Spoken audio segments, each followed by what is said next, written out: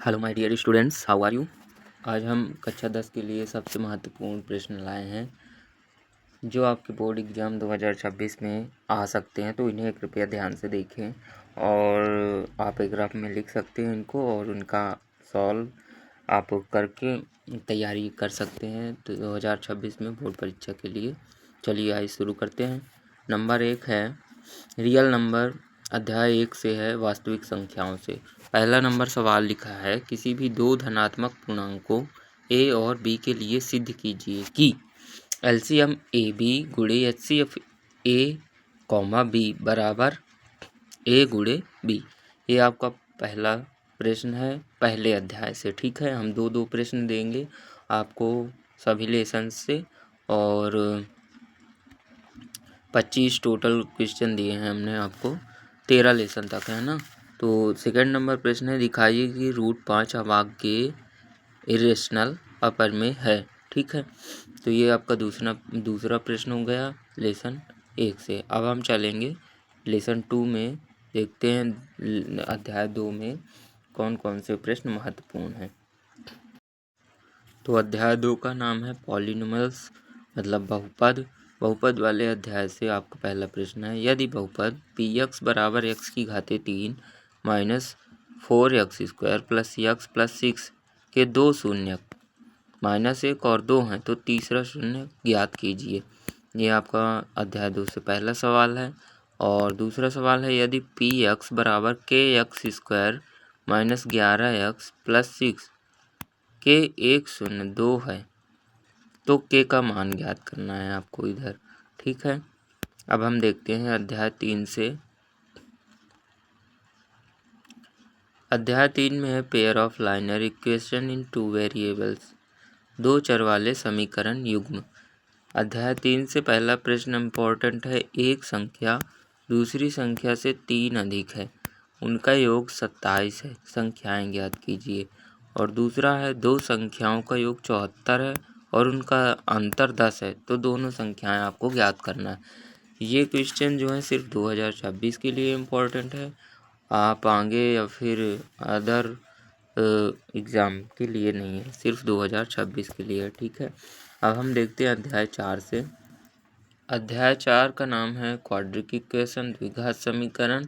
द्विघात समीकरण का पहला प्रश्न है, समीकरण 2x² माइनस 7x प्लस 3 बराबर 0 को हल कीजिए।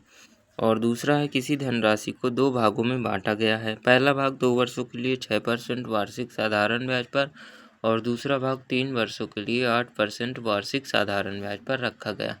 यदि कुल ब्याज 372 है और कुल धनराशि 2500 है तो दोनों भाग आपको क्या करना है, ज्ञात करना है। ये भी द्विघात समीकरण का है।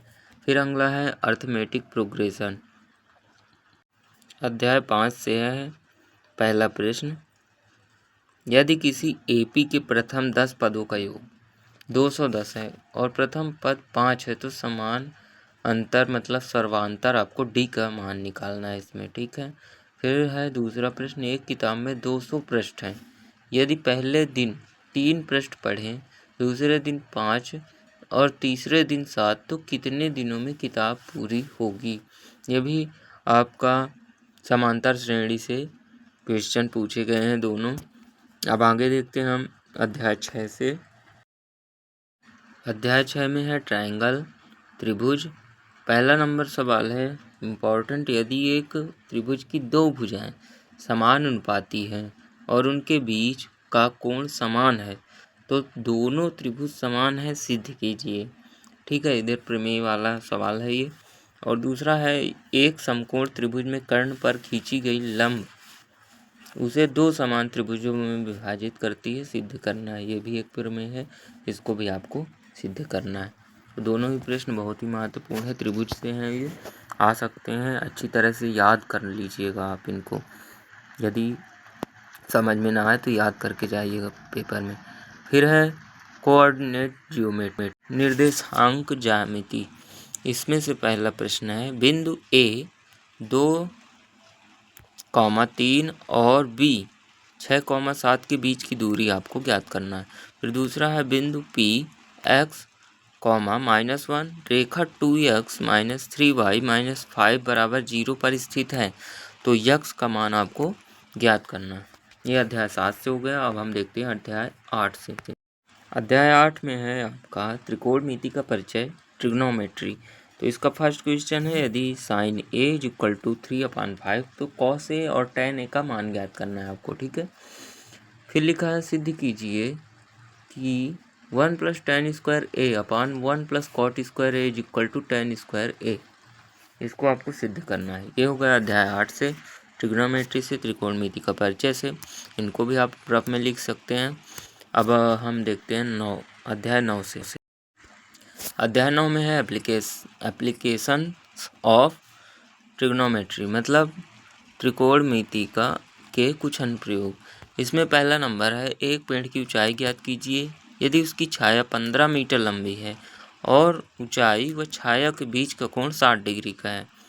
ठीक है, दूसरा है, किसी टावर के शीर्ष का उन्नयन कोण 30 डिग्री है यदि टावर 20 मीटर ऊंचा है, तो टावर से पर्यवेक्षक की दूरी ज्ञात करना है आपको। अध्याय 10 में है आपका वृत्त, सर्कल्स। पहला नंबर सवाल है वृत्त वाले पाठ से, सिद्ध कीजिए कि वृत्त की स्पर्श रेखा उस बिंदु पर खींचे गए त्रिज्या के लंबवत होती है। और दूसरा लिखा है, एक वृत्त की त्रिज्या 7 सेंटीमीटर है, उस पर एक बिंदु पर खींची गई स्पर्श रेखा की लंबाई ज्ञात कीजिए यदि बिंदु केंद्र से 25 सेंटीमीटर की दूरी पर हो। फिर है 11 अध्याय, एरियाज रिलेटेड टू सर्कल, मतलब वृत्त से संबंधित क्षेत्रफल। इसका पहला नंबर है, एक वृत्त का व्यास 14 सेंटीमीटर, उसका क्षेत्रफल ज्ञात कीजिए और पाई का मान दिया है 22/7।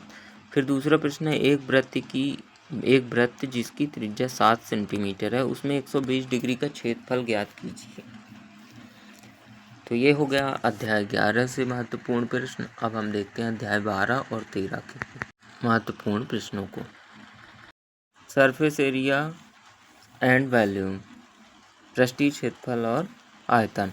तो पहला नंबर है 7 सेंटीमीटर और 7 सेंटीमीटर व्यास और 24 सेंटीमीटर ऊंचाई वाले बेलन का आयतन ज्ञात कीजिए।